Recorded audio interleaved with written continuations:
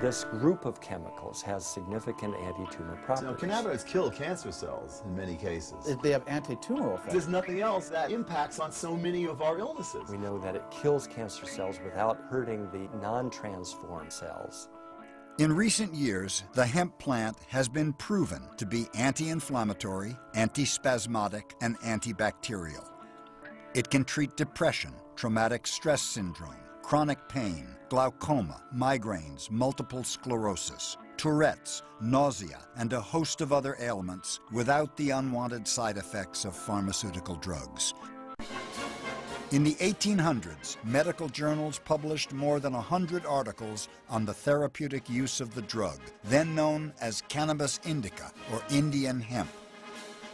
Cannabis was often prescribed by doctors and was part of every medical bag right through the early part of the century.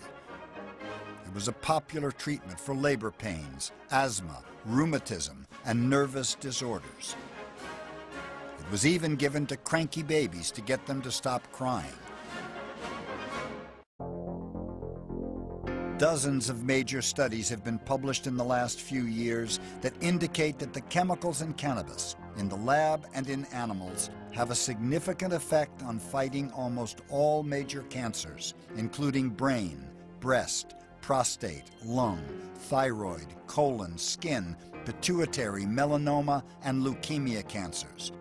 They do this by promoting the death of cancer cells that have forgotten how to die, as well as a reduction in their crucial blood supply, while leaving healthy cells untouched. There's nothing else that impacts on so many of our illnesses. You see, when I talk about these age-related illnesses, we're all aging, but we don't all come down with cardiovascular disease. We don't all come down with autoimmune disease. We don't all come down with cognitive dysfunction. We don't all come down with cancer.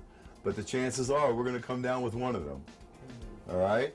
And here we have this one drug that's able to help us holistically with our biochemistry to restore balance. Cannabis kills cancer cells in many cases.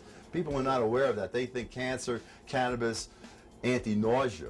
Seth Research Laboratories in California have recently demonstrated that in some tumors, cancer cells are killed by marijuana, while the other healthy cells are left untouched.